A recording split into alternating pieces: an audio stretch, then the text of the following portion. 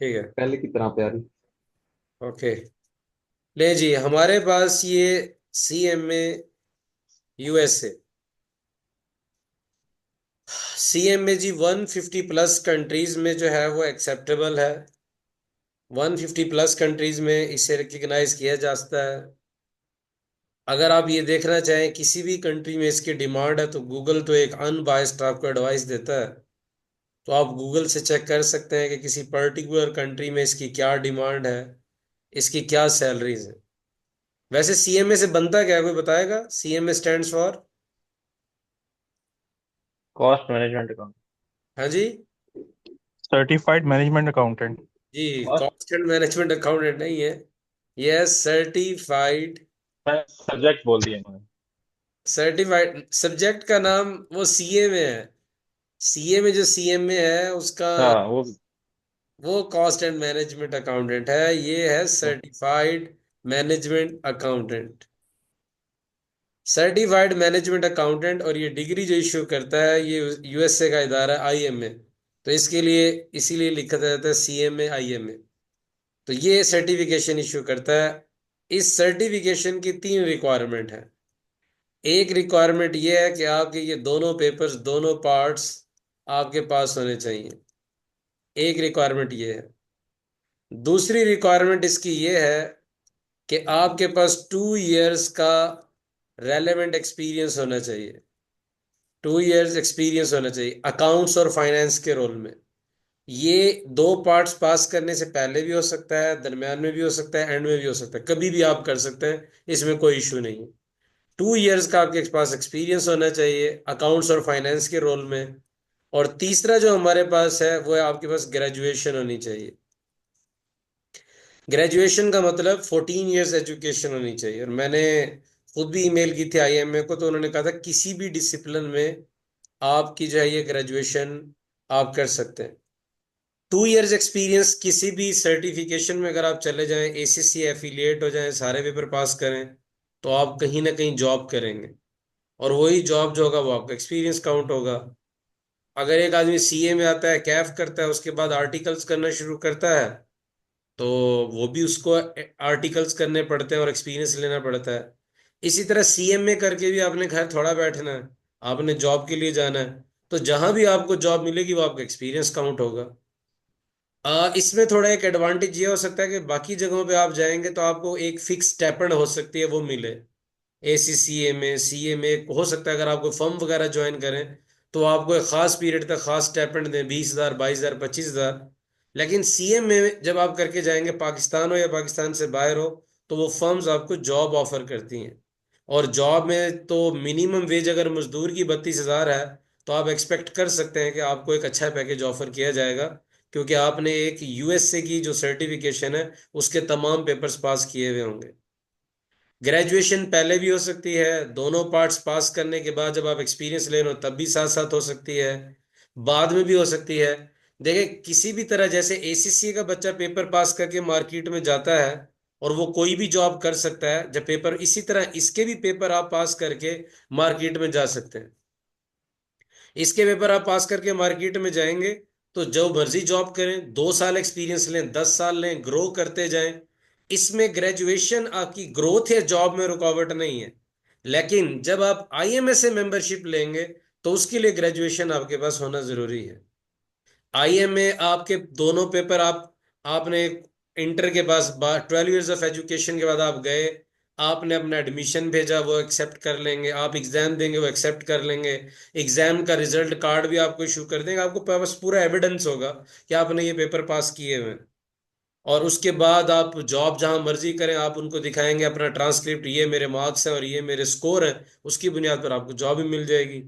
लेकिन आपको जो सर्टिफिकेशन है वो तब मिलेगी जब आप ग्रेजुएट होंगे। अच्छा, ग्रेजुएशन भी जरूरी नहीं है।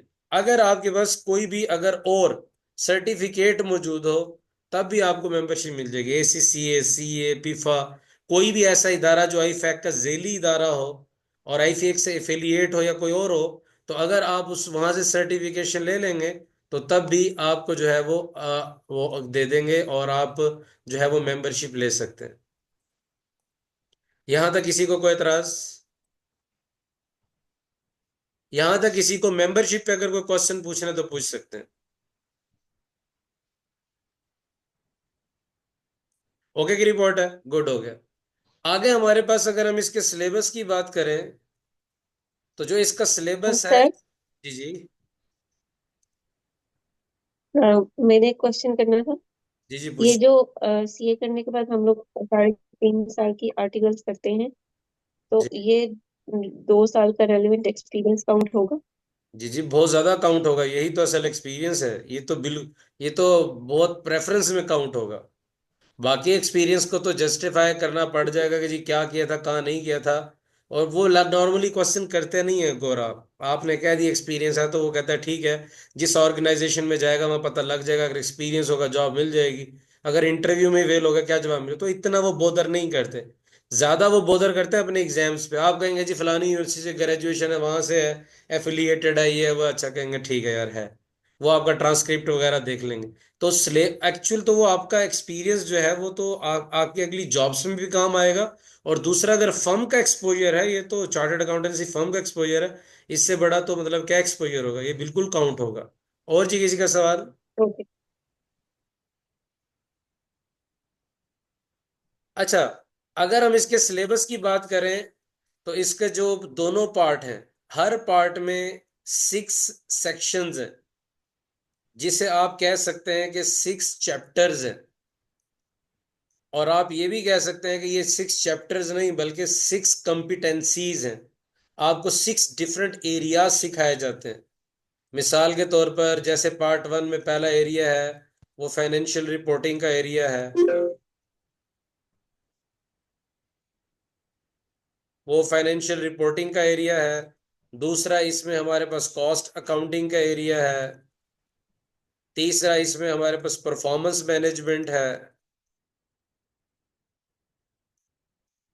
और इसके अलावा जो हमारे पास इसमें परफॉर्मेंस मैनेजमेंट के अलावा हमारे पास इसमें इंटरनल कंट्रोल है।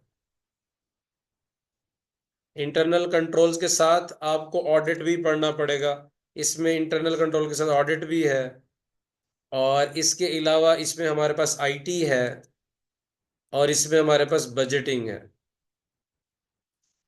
तो ये 6 कॉम्पिटेंसीज हैं जो आपको किसी भी ऑर्गेनाइजेशन में, जब आप मैनेजेरियल रोल में जाएंगे तो ये आपको हर जगह पे हेल्प कर रहे होंगे कि आप किसी भी प्रोफेशनल से बैठ के बात कर सकते हैं। इसी तरह पार्ट 2 में 6 कॉम्पिटेंसीज हैं। हर जो पार्ट है उसके जो टोटल मार्क्स हैं, टोटल मार्क्स वो हमारे पास हैं 500।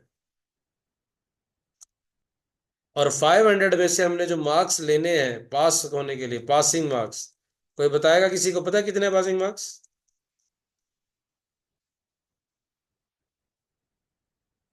किसी को पता है जी कितने पासिंग मार्क्स? पासिंग मार्क्स इसमें 360। 75%.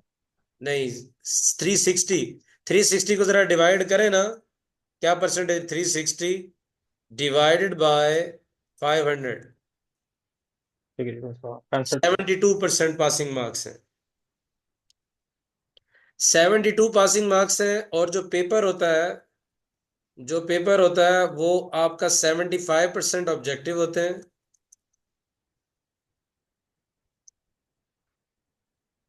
75% ऑब्जेक्टिव होते हैं। और हमारे पास जो इसमें ऐसे टाइप क्वेश्चन होते हैं, ये तो हमारे पास हो जाएंगे ऑब्जेक्टिव्स। और दूसरा हमारे पास जो इसमें ऐसे टाइप क्वेश्चन है, ऐसे टाइप क्वेश्चन मतलब ये आपको टाइप करना पड़ेगा। वो आपको विंडो ओपन कर देंगे, क्वेश्चन पूछेंगे, उसके सब पार्ट्स होंगे, 2 3 4 5 सब पार्ट्स होंगे। थोड़ा थोड़ा आपको रेलेवेंट आइडियाज लिखने होंगे। तो जो ऐसे टाइप क्वेश्चन है उसमें आपकी जो वेटेज होगी वो होगी 25%।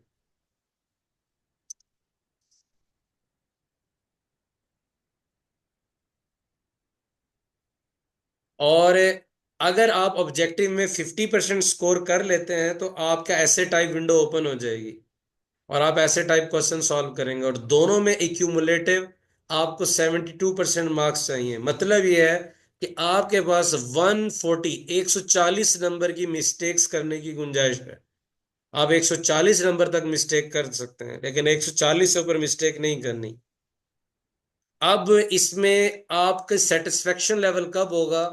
इसके जो एग्जाम्स होते हैं वो जनवरी और फेब में होते हैं। अगर आप डाउट में हैं दिसंबर में कि यार अभी सिलेबस 70% पूरा हुआ है, 30% जनवरी में कर भी लूँ तो प्रैक्टिस कब करूंगा, फैब में यार एडमिशन नहीं भेजना चाहिए। If you are not comfortable ना भेजें, जल्दी ना कीजिएगा। हाँ, अब अगर आप बहुत अमीर हैं, पैसे आपके पास हैं और आप गोरे को डॉलर में देना चाहते हैं, अनसर्टेनिटी में भी डॉलर देना चाहते हैं, तो मैं कहूँगा वो डॉलर फिर इस क्लास में जो बच्चे हैं हमें दे दें। हम इनकी कोई दावत करेंगे, ये दुआएं देंगे आपको, और जनाब वाली वो हमें डॉलर हमें दें, हम उनको सही जगह पे लगाएंगे ताकि लोगों पे लगें और वो सारी जिंदगी जो भी जिक्र करेंगे, नेक काम करेंगे, उनका अजर आपको मिलता रहे। तो मेरी राय यह जी है कि सर। हाँ, गोरों को डॉलर देने से बेहतर है हमें दें। इंशाल्लाह हम सही जगह पे अपने ऊपर भी लगाएंगे, स्टूडेंट्स पे भी लगाएंगे। लेकिन जब तक तैयारी पूरी ना हो तब तक बिल्कुल एडमिशन ना भेजें। जनवरी फरवरी में एग्जाम है, इफ यू आर अनसर्टन तो आप अपनी प्रैक्टिस करें, सारे ऑब्जेक्टिव्स करें, क्वेश्चंस करें, और आप कब दे दें पेपर? आपके पास डेट है मई और जून की, नेक्स्ट डेट मई और जून की। देखें, जहां इतनी जिंदगी गुजार ली, वहां 2 महीने बाद पेपर देंगे इंशाल्लाह कुछ नहीं होगा। मतलब है कहीं अगर आपके रिश्ते की बात चल भी रही है, जिनका हो गया वो तो खुश नसीब है, जिनके अगर रिश्ते की बात चल भी रही तो इंशाल्लाह 4 महीने में इनकार नहीं होगा। आपने मेक श्योर बस कर लेना है कि आप तब एग्जाम्स के लिए जाएं जब आप एग्जाम्स के लिए रेडी हैं। मई जून में दे दें। मई जैसे आज हम बैठे हुए हैं नवंबर में, तो नवंबर में अगर आप तैयारी करें तो जनवरी फेब में बहुत ऑप्टिमिस्टिक हो जाएगा प्रिपरेशन। मार्केट में मैंने ऐसी एड्स भी पढ़ी हैं जो लोग कह रहे हैं कि 6 महीने में हो सकता है। ओ भाई, इसका सिलेबस गहराई बहुत ज्यादा है। टेस्टिंग लेवल इसका एसीसीए सीए से कम है, एवरेज लेवल की टेस्टिंग है। लेकिन नॉलेज ऐसा है कि आप बोर्ड ऑफ डायरेक्टर का हिस्सा बने, फाइनेंशियल कंट्रोलर बने, मैनेजमेंट अकाउंटेंट बने, किसी भी ऑर्गेनाइजेशन में बड़ी पोस्ट में बैठे होंगे, तो आपके पास इतना नॉलेज होगा कि आप किसी भी जगह पर जाके बहस डिबेट और परफॉर्मेंस एवेल्युएशन की बात कर सकते हैं, प्रेजेंटेशन दे सकते हैं मीटिंग्स में। लेकिन सिलेबस छोटा नहीं है, सिलेबस 6 कॉम्पिटेंसीज है, सिलेबस लेंथी है, हर एरिया की आपको कमांड होनी चाहिए। मैं आपको word by word, bit by bit, एक एक कंसेप्ट पढ़ाऊंगा, लाइन बाय लाइन पढ़ाऊंगा, कंसेप्ट पढ़ा दूंगा, ऑब्जेक्टिव करा दूंगा। आप ऑब्जेक्टिव तो उस नॉलेज की बुनियाद पर कर सकते हैं, लेकिन ऐसे टाइप क्वेश्चन के लिए आपको कोर्स पे कमांड होनी चाहिए। जब भी कोई आदमी आपसे क्वेश्चन पूछे तो फौरन आपको 3-4 लाइनें आनी चाहिए। आप बताएं, हाँ जी इसमें ये आता है, ये आता है, ये आता है। इस पे कमांड करने के लिए आपको स्पेसिफिकली 1-1.5 माह चाहिए। और जब हम सिलेबस खत्म हो जाएगा, ऑब्जेक्टिव्स की प्रैक्टिस कर लेंगे, तो फिर हम स्लाइड्स के जरिए से रिवीजन करेंगे। जो आदमी स्लाइड्स में फर फर बोल रहा होगा, सर इसका ये आंसर है, इसका ये आंसर है, उसे मैं कहूंगा भाई आप अपना एडमिशन भेज दें, वो अपना एडमिशन जरूर भेजे। लेकिन जो अनसर्टन हो, उसको क्वेश्चंस के आंसर ना आते हो, वो बिल्कुल अपना एडमिशन ना भेजे, डॉलर उसके जाया हो जाएंगे। ठीक है भैया। फिर मई और जून, अगर मिसाल के तौर पर आज आप प्लान करते हैं नवंबर में बैठ के कि जी मैं मई में दूंगा पेपर, तो अभी आपके पास नवंबर है, दिसंबर है, जनवरी है, फरवरी है, मार्च है, अप्रैल है, फिर उसके बाद मई है, तकरीबन 7वां महीना बनता है। तो आप मई का सेकंड थर्ड वीक ले लें। अच्छा, फिर इसमें यह भी गुंजाइश है कि अगर आपने मई का सेकंड वीक लिया, आप बीमार हो गए, बुखार हो गया, तो आप पेपर आगे भी कर सकते हैं, हफ्ता 10 दिन 15 दिन, जून की विंडो भी ले सकते हैं। तो उसमें कोई रिस्ट्रिक्शन नहीं कि जो डेट ले लिया उस पर पैसे ज़ाया हो जाएंगे। आप 10-15 दिन की रिलैक्सेशन भी ले सकते हैं। और इसके अलावा जो एग्जाम्स होते हैं वो हमारे होते हैं सितंबर और अक्टूबर में। तो अगर आप अभी प्लान करें कि जी मैं मई में पेपर दूंगा, तो आप फिर जून, जुलाई, अगस्त, सितंबर और अक्टूबर का लास्ट वीक ले लें, तो उसमें आप एग्जाम्स दे सकते हैं। तो आपने इस तरह से प्लान करना है। और पार्ट 1 थोड़ा लेंथी है, थोड़ा सा मुश्किल है। पार्ट 2 में एथिक्स है, बाकी चीजें थोड़ी आसान चीजें, तो इतना आपको मुश्किल उसमें नहीं होगी। तो इसमें आप जो है, और इसके एग्जाम सेंटर्स लाहौर में भी हैं, इस्लामाबाद में भी है, और कराची में भी है, यूएई में, आपके दुबई में भी हैं, आपके अबू धाबी में भी हैं, और बाकी एरियाज में हैं। आप जस्ट गूगल में लिखेंगे exam centres of CMA USA, आपके पास आ जाएंगे। सऊदीया में भी हैं, हर जगह इसके एग्जाम सेंटर्स मौजूद हैं। तो ये हमारे पास प्लानिंग है कि आपने प्रॉपर पहले तैयार करना है, फिर आपने रजिस्ट्रेशन के लिए अप्लाई करना है। एक और इम्पॉर्टेंट बात मैं आपको बता दूं सबके लिए। आपको बता, कोई बताएगा कि सीएम में यूएसए की जो रजिस्ट्रेशन है वो कितने इयर्स के लिए वैलिड होती है? वो 3 इयर्स के लिए वैलिड होती है। वो कितने के लिए वैलिड होती है जी? 3 इयर्स के लिए वैलिड होती है। अब इस जो टाइम है इसको आपने कैसे यूटिलाइज करना है? अगर मैं आज ही रजिस्ट्रेशन भेज दूं, अगर मैं आज ही रजिस्ट्रेशन भेज दूं तो आज से 3 साल शुरू हो जाएंगे। अब मैं पेपर नहीं दे रहा पार्ट वन का, 1 1.5 साल गुजर गया, मैंने पार्ट वन दिया, पास हो गया, फिर मैं पार्ट टू मैंने शुरू कर दिया, पार्ट टू तैयारी कर रहा हूँ, पढ़ रहा हूँ, आगे पीछे आ रहा हूँ, प्रेशर आ रहा है, मसरूफियत है, जॉब है, इधर उधर, और पार्ट टू मेरा डिले हो गया। अगर रजिस्ट्रेशन से आपके 3 साल गुजर गए तो फिर आपकी जो पार्ट वन होगा वो भी फॉरफिट हो जाएगा, फिर आपको दोबारा दोनों पार्ट पास करने पड़ेंगे। इसलिए बेस्ट रिकमेंडेड अप्रोच क्या है कि जब आप पार्ट वन के लिए तैयार हो जाएं, जब आप क्या हो जाएं, पार्ट वन के लिए क्या हो जाएं, तैयार हो जाएं, जब पार्ट वन के लिए रेडी हो, जब पार्ट वन के आप एग्जाम फी दे रहे हो तब रजिस्टर करवाएं खुद को। मिसाल के तौर पर आप पार्ट वन की तैयारी करते हैं, अप्रैल में आप कहते हैं जी अब ऐसे टाइप भी ओके है, मुझसे कोई भी बात करे तो मैं उससे नॉलेज कम्युनिकेट कर सकता हूँ, रेलेवेंट आइडियाज टूटी फूटी इंग्लिश में बता सकता हूँ, और मेरे ऑब्जेक्टिव्स अच्छे हैं, कंसेप्ट क्लियर है। अगर आपको लगता है आप अप्रैल में आपकी तैयारी हो गई है, अप्रैल 2024 आपको लगता है आपकी तैयारी हो गई, आप रजिस्ट्रेशन भेज दें और पार्ट वन की एग्जाम फी भेज दें। अब पार्ट वन की आप एग्जाम फी भेजते हैं, मई या जून में से कोई महीना लेते हैं, और इंशाल्लाह मई में अगर आपका पास होता है तो आपके पास पार्ट टू पास करने के लिए कितना टाइम होगा? आपके पास 2 साल 11 महीने होंगे। और अगर आप इतने अच्छे होंगे, पार्ट वन इंशाल्लाह 5 6 माह में कर लेते हैं, तो पार्ट टू तो इंशाल्लाह सितंबर अक्टूबर में कर लें। लेकिन फिर भी सेफ साइड पे रहने के लिए आप रजिस्ट्रेशन तब करवाएं जब आप एग्जाम्स के लिए रेडी हो, ताकि आप 3 साल तब से शुरू हो। फिर कुछ बच्चों को मैंने भेजा था, वो आईएमए ने डिस्काउंट दिया था तो मैंने स्टेटस लगाया, तो जो बच्चे मुझसे पहले कम्युनिकेट करे थे उन्होंने कहा सर ये डिस्काउंट है, हमने इनरोल होना है। वो डिस्काउंट अक्सर भेजते रहते हैं, हमें पहले से पता होता है, जो हम सीएमए के जो ट्यूटर्स का ग्रुप है, हमें पहले से पता होता है कि भाईजान अब ये आईएमए डिस्काउंट भेजने वाला है, तो वो हर 3 4 महीने में डिस्काउंट भेजता है। उसके लिए आपने परेशान नहीं होना कि जी अब डिस्काउंटेड है तो फिर डिस्काउंट आएगा ही नहीं। वो एग्जाम फी पे नॉर्मली डिस्काउंट बहुत कम भेजता है, लेकिन रजिस्ट्रेशन पे जो मेंबरशिप फी है और दूसरा एंट्रेंस फी है, उन दोनों पे वो अक्सर 50% ऑफ कर देता है और वो मिलता रहता है। तो अभी अगर किसी ने वो पोस्ट पढ़ ली थी जो मैंने शेयर की थी डिस्काउंट की, तो उसकी वजह से आपने परेशान नहीं होना। जी यहां तक आप बताएं जी, एग्जाम डेट्स के एतबार से, सेंटर्स के एतबार से, रजिस्ट्रेशन के एतबार से किसी के जहन में कोई क्वेश्चन है तो पूछ सकता है। फीस कितनी कितनी है? मेंबरशिप फीस कितनी है और पेपर फीस कितनी कितनी है, वो भी बता दें। हाँ वो मैंने शेयर की थी, लेकिन मैं देख के आपको बता देता हूँ, मुझे जुबानी याद तो नहीं है, लेकिन मैं ये बस आपको बता देता हूँ। हमारे पास इसमें 2 कैटेगरीज हैं, एक स्टूडेंट्स कैटेगरी है, एक प्रोफेशनल्स की कैटेगरी है। एक हम रख लेते हैं जी प्रोफेशनल और दूसरे हम रख लेते हैं जी स्टूडेंट्स। और इसमें जो फीस है वो 4 किस्म की है। एक फीस इसमें है मेंबरशिप फी। मेंबरशिप फी तो आपको तब देने की जरूरत है जब आप सारी रिक्वायरमेंट पूरी कर लें, तो तब आपने मेंबरशिप फी देनी है। जो प्रोफेशनल है उसके लिए जो ये फीस है ये है $295। सॉरी, प्रोफेशनल्स के लिए जो है वो 295 है। जब आप सारी रिक्वायरमेंट पूरी कर लें तो मेंबरशिप के लिए अप्लाई कर दें, तो 295। और स्टूडेंट के लिए जस्ट $49। इन दोनों पे भी आजकल हाफ चल रहा है और ये अक्सर चलता रहता है।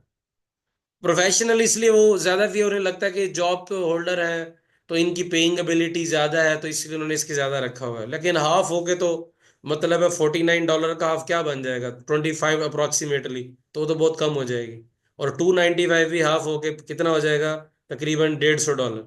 इसके बाद एक होती है एंट्रेंस फी। ये एंट्रेंस फी देना जरूरी होती है पेपर देने के लिए, भाई ये मतलब ये उनकी रजिस्ट्रेशन फी है एक किस्म की। एंट्रेंस फी जो है वो प्रोफेशनल के लिए है $300, और जो स्टूडेंट है उसके लिए है $225। ये जो एंट्रेंस फी हम देंगे, जब एंट्रेंस फी देंगे उनके पास रजिस्टर हो जाएंगे, और जब रजिस्टर हो जाएंगे तो रजिस्ट्रेशन हमारी रहेगी 3 साल तक, इसलिए ये पहले ना दें। बाकी जो पार्ट वन है, पार्ट वन की एग्जाम फी और पार्ट टू दोनों की, part one and part two, इनकी जो एग्जाम फी है प्रोफेशनल्स के लिए वो है जी £495। सॉरी पाउंड नहीं, डॉलर्स। $495, पाउंड में तो बहुत महंगा हो जाएगा भाई ये। $495, और जो स्टूडेंट है उसके लिए है $370। दोनों पार्ट्स की सेम फी है। ये आपने तब देनी है एंट्रेंस फी और एग्जाम फी पार्ट 1 और पार्ट 2 की, जब आप एग्जाम्स के लिए रेडी होंगे। अभी सीएमए स्टार्ट करने के लिए कोई पैसा देने की जरूरत नहीं है यूएसए को, हमें जरूरत है। हमें आप देंगे, हम खाएंगे पिएंगे, वो चीजें मैदे तक पहुंचेंगी, मैदे से दुआ निकलती है। और आपने शेर भी सुना होगा, मैदे से जो दुआ निकलती है असर रखती है, पर नहीं ताकत है परवाज मगर रखती है। तुमने कुछ और तरह सुना होगा, कैसे है असल वाला शेर? दिल से जो ऐसे ही बात, ऐसे ही। नहीं नहीं, वो है दिल से, ऐसे, दिल से जो बात निकलती है असर रखती है, पर पर नहीं नहीं ताकत है। ताकत परवाज मगर रखती है। लेकिन टीचर्स के लिए उन्होंने बोलना होता है, उनको पर नहीं चाहिए, उन्होंने बोलना होता है। तो टीचर्स के लिए जो है उनकी बॉडी मैटर करती है, और बॉडी में एनर्जी जाती है मैदे से। तो टीचर के लिए ये है, दो शेर अल्लामा साहब ने इस तरह सोचा होगा, कहा तो नहीं, उन्होंने सोचा होगा, मैदे से जो दुआ निकलती है असर रखती है, पर नहीं ताकत परवाज मगर रखती है। तो इसलिए अभी आप सिर्फ कोचिंग फी देंगे, और बाकी जो है वो आपने जो है एग्जाम फी यूएसए की तभी देनी है जब आप एग्जाम्स के लिए रेडी होंगे। जी कोई और अच्छा, सवाल? जब भी हमने फॉर एग्जांपल हमने पार्ट 1 की फीस देनी है तो हम 300 प्लस 495 देंगे, और जब पार्ट 2 की देंगे तो दोबारा 300 प्लस 495 नहीं नहीं नहीं, देंगे, ऐसे ही है ना? एंट्रेंस फी एक दफा देनी है आपने। एक ही दफा? अच्छा, बस फिर ठीक है। एंट्रेंस फी एक दफा देनी है, फिर सिर्फ एग्जाम फी देनी है। Entrance fee is just like a registration fee, जिसे हम कह रहे हाँ, हैं ना ओके। रजिस्ट्रेशन 3 इयर्स वैलिड रहती है। तो this is the entrance fee, आप उनके पास एंटर हो जाएंगे, उनके रिकॉर्ड्स में आप रजिस्टर हो ओके, मेंबरशिप जाएंगे। की फीस तो एंड पे जाएगी ना? अभी भी जो डिस्काउंट चल रहा है वो एंट्रेंस और मेंबरशिप फी पे चल रहा है। और ये परेशान नहीं होना, परेशान नहीं होना, मैं बार बार कह रहा हूँ कि ये जो है वो आपको डिस्काउंट आगे भी मिलते रहेंगे। अभी इस पे अभी आप ये फोकस करें कि मैंने पार्ट 1 किस तरह से प्रिपेयर करना और एग्जाम किस तरह से देने हैं, उस पे आपने फोकस करना है। जी बोले, यहां तक किसी का कोई सवाल है तो बताएं।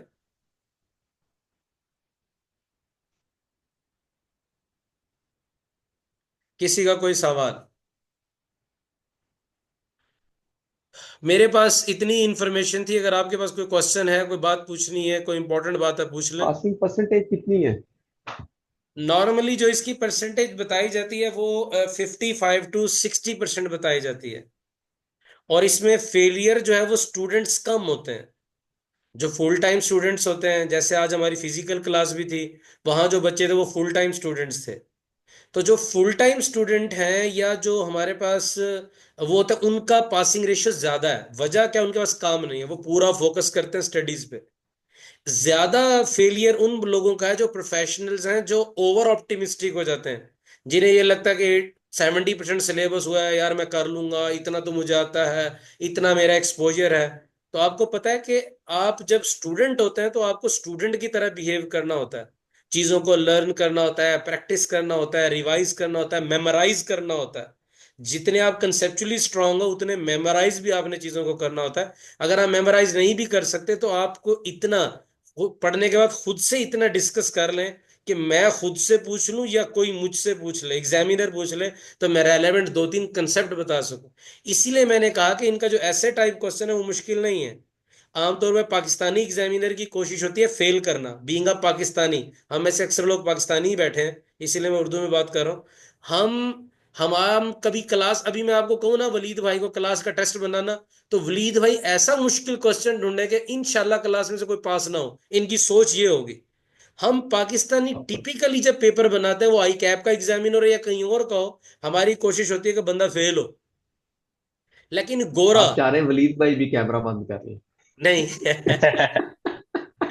अच्छा, इसलिए जो हमारे पास जो एग्जामिनर गोरा होता है, वो एसीसीए में हो या वो सीएमए में हो, वो यूएसए का एग्जामिनर हो, उसकी जो अप्रोच होती है वो आपको साइकोलॉजिकली टेस्टिंग करनी नहीं होती। वो कहता है अगर साइकोलॉजिकली टेस्ट करना है तो जाके साइकोलॉजी पढ़ो। वो कहता है जो पढ़ा हम वो टेस्ट लेंगे। हमारा पाकिस्तानी एग्जामिनर जो है वो आपको साइकोलॉजिकली टेस्ट करता है। आपको कुछ आता है नहीं आता, साइकोलॉजिकली कितने स्ट्रांग है आप ये बताएं।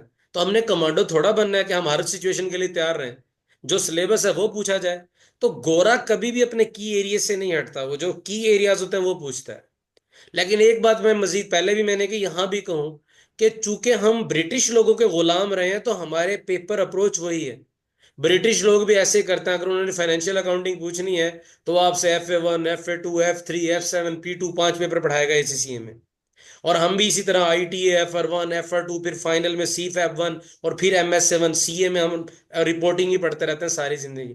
लेकिन USA जो है वो कमाल अप्रोच है उसकी, दूसरों से बहुत ज्यादा डिफरेंट है वो। उसकी अप्रोच क्या है कि जनाबे वाला, उसकी सबसे जो मतलब है, जो अकाउंटिंग और ऑडिट की सबसे अच्छी क्वालिफिकेशन है CPA, उसके सिर्फ 4 पेपर। कॉस्ट एंड मैनेजमेंट के मैनेजेरियल रोल के लिए जो उनकी सबसे अच्छी सर्टिफिकेशन है जो हम पढ़ रहे हैं CM में, सिर्फ आपके कितने 2 papers. CIA certified internal auditor छोटे छोटे 3 पार्ट्स। और फाइनेंशियल सर्टिफाइड फाइनेंशियल एनालिस्ट जो CF है, पूरी दुनिया में जो फाइनेंशियल एनालिसिस की लाइन में एक बड़ी सर्टिफिकेशन मानी जाती है, सिर्फ 3 पेपर्स। तो USA का स्टाइल बड़ा प्यारा है, वो आपसे 2 पेपर 3 पेपर लेता है। देखिए एक बच्चा, आप मेरे पास आप आए हैं, आपको एटलीस्ट ये पता है मैंने अगर तैयारी करके जाऊंगा एग्जाम हॉल में सिर्फ 2 दफा जाना है। ये नहीं यार 3 महीने बाद 6 महीने बाद मैं देखूं मैंने जाना कैसे है, पेपर दे भी सकता हूँ नहीं दे सकता, सेंटर है या नहीं है। तो एक ये बड़ा वैल्यू एडवांटेज है, आपको ये एटलीस्ट पता है कि यार मैंने इतनी बड़ी सर्टिफिकेशन लेना हो, जाना मैंने 2 दफा। तो ये इसमें एक बड़ा एडवांटेज है कि 2 ही एग्जाम्स आपके होंगे जब आप रेडी हो। 6 महीने की जगह 8 महीने ले लें, अगर आप जॉब में फंसे हुए 8 की जगह 10 महीने ले लें, लेकिन जाएं तब जब आप एग्जाम्स के लिए रेडी हो।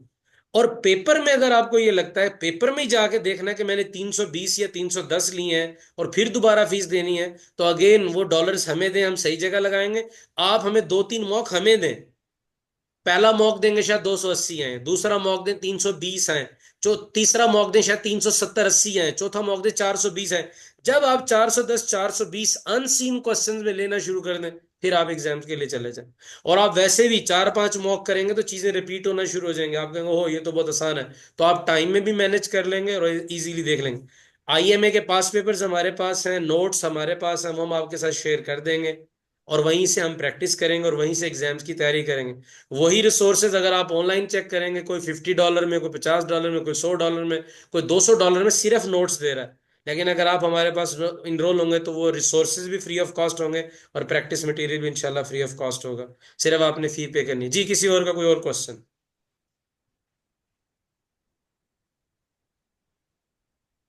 जी है किसी और क्वेश्चन?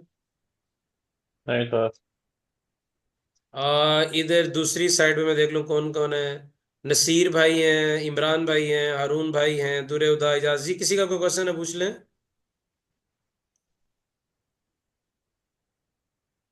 ओके नहीं ठीक। Sir, okay continue. चलें, आज के लिए जो ओरिएंटेशन थी बस वो इतनी ही थी कि हमें चीज़ों का अंदाज़ा हो जाए, पता लग जाए। तो मज़ीद भी अगर कोई 2-4 लोग और ऐड होंगे इंशाल्लाह तो कल से हम प्रॉपर जो है वो अपना सिलेबस जो है वो स्टार्ट करेंगे। तो अभी किसी का कोई क्वेश्चन है तो वो हमसे पूछ सकते हैं। है जी किसी का क्वेश्चन? कौन सा सेक्शन हम स्टार्ट करने जा रहे हैं? हम पहला सेक्शन एक्सटर्नल फाइनेंशियल रिपोर्टिंग इंशाल्लाह स्टार्ट करेंगे। जी किसी का कोई क्वेश्चन बच्चों? दोस्तों, कुछ बच्चे नहीं है, कुछ तो शायद मुझसे उम्र अस्सलाम में भी वालेकुम। बड़े हों। तो दोस्तों कोई क्वेश्चन? ओके। हसन तो भाई आपको कह रहे हैं।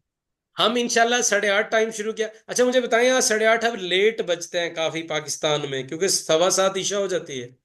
तो अगर हम इस क्लास को पीछे 8 बजे ले जाएं, किसी को प्रॉब्लम मुझे सर। है? चलो 8:30 ही रखते हैं भाई, ठीक है। 8:30 ही होगी जी। बलीद भाई के लिए 10 बजे कर लेंगे। नहीं जी, बाकी सो जाएंगे नहीं ना, नहीं। मैं भी सो जाऊंगा, फिर ये किससे पढ़ाएंगे? आप दोनों की अलग मीटिंग करवा देंगे हम, ठीक है। डन हो गए। अस्सलाम वालेकुम। जी वालेकुम सलाम। ऐसे सर ये पूछना था, जो ऑब्जेक्टिव टाइप क्वेश्चंस हैं उसमें न्यूमेरिकल बेस्ड होंगे या वो फिर हमारे पास डिस्क्रिप्टिव बेस्ड होंगे, मतलब किस तरीके से होंगे? न्यूमेरिकल बेस्ड होंगे या थ्योरेटिकल होंगे वो? वो होंगे मल्टीपल चॉइस क्वेश्चन, लेकिन थ्योरेटिकली भी हो सकते हैं, न्यूमेरिकली भी हो सकते हैं। क्योंकि आपके सिलेबस में हम्म। बजटिंग भी है, आपकी कॉस्ट अकाउंटिंग है। कॉस्ट अकाउंटिंग में आपने पढ़ना है, ओवरहेड्स पढ़ने हैं, जॉब ऑर्डर कॉस्टिंग पढ़ना है, मार्जिनल एब्जॉर्प्शन कॉस्टिंग पढ़ना है, प्रोसेस कॉस्टिंग पढ़ना है, ABC कॉस्टिंग पढ़ना है। ये सारे एरियाज आपने पढ़ने हैं। तो वहां आप मुझसे वो थ्योरेटिकली भी पूछ सकता है, न्यूमेरिकली भी पूछ सकता है। तो अगर आपने उसकी प्रैक्टिस की भी होगी तो ऑब्जेक्टिव तो करना इतना मुश्किल नहीं होगा, वो तो आप इजीली डील कर लेंगे। हम्म, लेकिन ऑब्जेक्टिव जो आपका है वो न्यूमेरिकल भी हो सकता है, ऑब्जेक्टिव भी हो सकता है। ये अच्छा क्वेश्चन था जी। कोई और बात? सर कोई वेटेज सर कोई वेटेज आईएम में डिफाइन की हुई है न्यूमेरिकल क्वेश्चंस की और थ्योरेटिकल क्वेश्चंस जो इसमें हमारे अभी तक रिसर्च है और जो हमने अभी तक पढ़ा वो यही है कि ऑब्जेक्टिव 75% होगा और ऐसे टाइप 25% होगा, लेकिन ऑब्जेक्टिव में फर्दर बाइफरकेशन नहीं कहीं बताई हुई, वो की? अवेलेबल मेरी नजर से नहीं गुजरी। ओके। अच्छा सर, वैसे हमारी ड्यूरिंग क्लास जो 5 to 6 की क्लास होगी या सो ऑन, जो भी जितने मंथ की क्लास चलेगी, उसमें हमारी क्या स्ट्रेटेजीज होंगी? मीन्स के टेस्टिंग के लिहाज से और कोर्स कवरेज के लिहाज से कि कितने टाइम में हम कोर्स कवर कर लेंगे, देन टेस्टिंग, देन मॉक। देखें इसमें ये भी एक अच्छा क्वेश्चन है। इसमें देखें हमारे पास जो टोटल आवर्स रिकमेंड किए हैं आईएमए यूएसए ने, उसने कहा कि आप 170 से 180 आवर्स लगाएं पार्ट वन पे। और आप जनाब अली जो पार्ट टू है, चूंकि उसमें सिलेबस थोड़ा छोटा है, तो उसमें वो कहता है कि 140 टू 150 आवर्स लगाएं। तो अगर आप 170 और 180 आवर्स अगर आप अपने जहन में रखें और हम रोजाना 1 घंटे की क्लास करें, तो अगर 5 डेज अ वीक क्लास हो तो ये 20 आवर्स सिर्फ बनते हैं एक मंथ के। अगर हम रफली सिर्फ अगर जी। 4 वीक्स लें, और अगर मैं 180 को 20 से डिवाइड करूं तो ये 9 मंथ्स बनते हैं। अब सुनिएगा, इसलिए जी। हम अपनी सिलेबस जो अपनी कमांड रखेंगे वो हम रखेंगे 1 घंटा 10 मिनट, 1 घंटा 15 मिनट, 1 घंटा 10 मिनट 15 मिनट, ताकि वो हम जो एक्स्ट्रा आवर्स हैं हर महीने 4 5 आवर्स कवर करें, ताकि 6 माह से ज्यादा हमारा सिलेबस ना जाए। लेकिन इसमें एक और फ्लेक्सिबिलिटी भी है। मिसाल के तौर पर मैंने चैप्टर शुरू किया है फाइनेंशियल रिपोर्टिंग, आपको मैं पोर्टल पे भी एक्सेस दूंगा। आप कहते हैं कि यार ये जो घंटा मैंने पढ़ लिया ये तो मुझे आता है, मैं क्यों ना खुद से ये एरिया दूसरा भी शुरू कर लूं। तो अगर आप दूसरा एरिया खुद से शुरू करते हैं, चूंकि वो रिकॉर्डेड फॉर्म में होगा, तो आप एक वक्त में दो एरियाज दो सेक्शन भी पढ़ सकते हैं। आप कहते हैं नहीं मुझसे रिकॉर्डेड नहीं पढ़ा जाता, लाइव बैठे होंगे गपशप भी हो जाएगी, चलें जी सर का नूरानी चेहरा भी देख लेंगे और उसके बाद हम पढ़ लेंगे।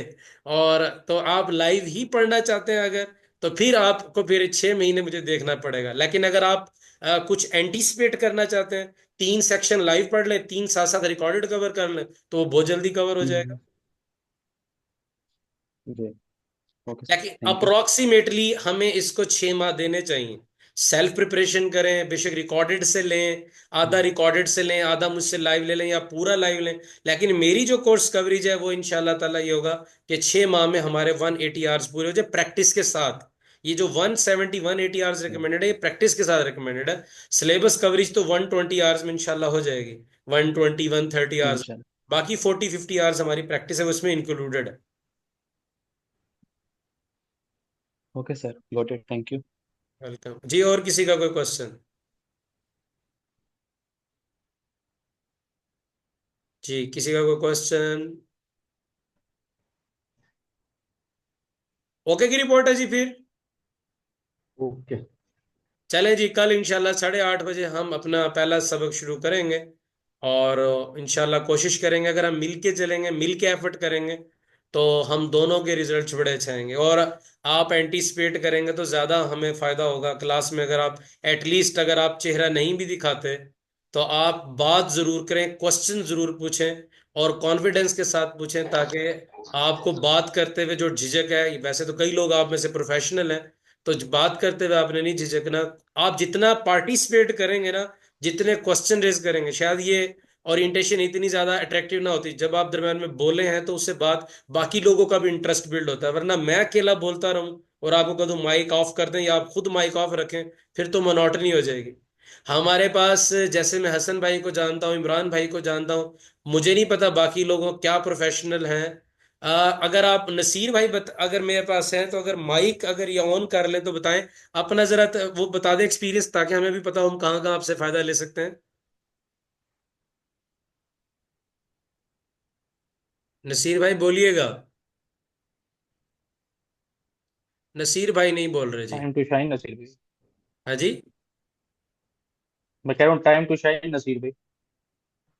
नसीर भाई नहीं बोल रहे, नसीर भाई बाद में बोलेंगे। ओके।